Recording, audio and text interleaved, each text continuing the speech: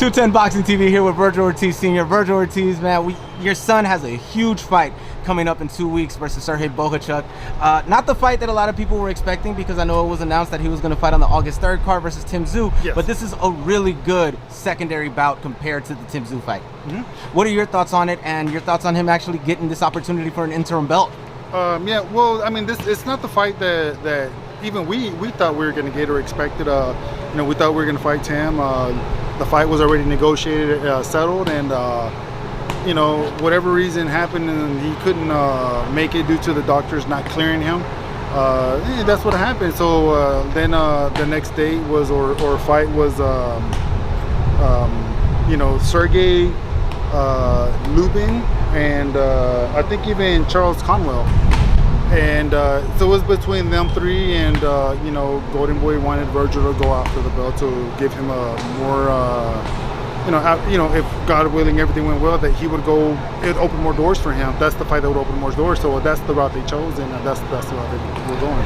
What are your thoughts on Sergey Bohachuk? I mean, he's a good fighter. Virgil knows him. He obviously got a good record, but I mean, I don't think anything like ill or anything like great about him, or nothing good and nothing bad. He's just this guy that we know from the gym, and that's it. Now, I don't know if I got this right, but there was some other fighter that was talking about a sparring session with him and Virgil, and that he was trying to it looked like he was trying to talk trash about Virgil and everything like that. What happened in that situation? Well, what's going on there? Well, so it's more like I don't know. I guess he was doing some interview with some girl, and Virgil needed sparring for Kavalauskas. He was fighting Kavalauskas, and we didn't have no sparring. We couldn't get no sparring. We couldn't get even no sparring here. And so Robert called I think Joel Diaz and them for sparring, and the manager had those two guys over there, their manager, and so. They came, and Virgil sparred Bataya first, and then we sparred Madrimov, and then and I was paying them, by the way. And then they came again, and I told them put that other guy first. He's bigger, heavier, and then Bataya. And look, just to clear it out, he was saying, he pretty much tried to say that he came and wanted to play around with Virgil, Soviet style, this and that. And I told and you just look at it like this: it's either two things. Either he's stealing money from me because I paid him to spar Virgil because we're fighting Kavalauskas. Kavalauskas, yeah, isn't no Soviet style runner, jabby mover guy. He's a hard hitting motherfucker. That motherfucker can hit. If you guys didn't watch the fight, he can hit. Oh yeah. Or he's lying. And I'll just say this: we don't get anything about boasting on sparrings. Virgil has stopped a lot of guys in sparrings. He's put guys out in sparrings, and we don't parade it because we don't need to. But for him to say that, kind of, I don't know if he wants to sell the fight or make himself look good or something, and he's lying. Like just say the truth. Just say, hey, look, it's a good sparring, and just leave it like that, because that's really how you say it. You just kind of, everybody that was here saw it. There's no reason for you to just,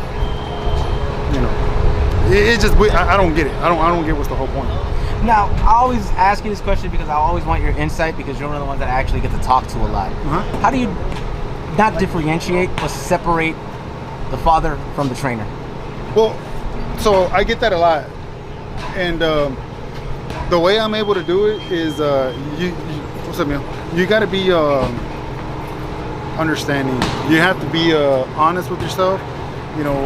They say that father and son coaching doesn't last. It's actually one of the best teams out there, period. A lot of the best teams out there are father-son teams because they know each other so well. In my case, what I like to do is, and even since the amateur, is I like to have a set of coaches with me, because one thing I understand and know is my son, he's a man himself. Now that, as he gets older, he wants to be his own man. He doesn't want his dad telling him what to do all the time. So I'm smart enough to know and value my son's relationship enough to know that, I'm always going to be dad. And I'm always going to be his coach, whether or not. But I have to know, all right, maybe this is a little too much. It's like if you're married, your wife's always nagging on you. You should get tired of that shit, Not saying my wife does it, because I don't, or I'm married or whatever. But eventually you got to give space, but you can't give space and just leave him alone. So what I do is I have Hector, I have Pita, I have Robert. I have them there. So sometimes he might need to hear a different voice to know that the game plan that we're trying to do is actually right, or that's the way to go. So there's nothing wrong with having extra people on your team as long as it's the right pieces. So that's how I do it. Again, I value my son's relationship. Me and my son, we come from nothing. We're like this, and to the point that I'm not scared to let someone else on my team that's good for us tell him things, and because again, whatever I see, maybe my other two coaches see something maybe a little different or want to tweak something else, and we go like that. That's how we do it. But that's how I'm able to separate it. I have other people on my team, and it's just a group thing. It's a group thing. It works very well that way. Let's go back to Virgil. Let's go talk about, we know what happened to Virgil in the last couple of years and everything, but let's talk about right now. This is his third fight in this year, in this calendar year. Do you feel that even no matter what the outcome is of this fight coming up in 2 weeks, that he'll have a fourth one this year? Look, Virgil is scheduled to have another one by the end of the year, so this will be 4 fights. We wanted to keep him busy, active on this. The first 2 fights were scheduled at 56. That way we could see where he was at, how his body is adjusting to moving up in weight. Just to see where he's at. It's all up to him, his health. So we did like that, and everything seems to be fine. You still gotta know that these guys get a little older, so you have to start like doing taking care of his body a little bit more, eating a little bit more cleaner, because everybody likes to eat something. I'm not saying that he eats dirty now, but if he's already eating clean, maybe just a little bit more cleaner where it's better for his body. Certain things you can't eat that you shouldn't really be eating that we all eat and don't realize is actually kind of bad for you. Just stuff like that.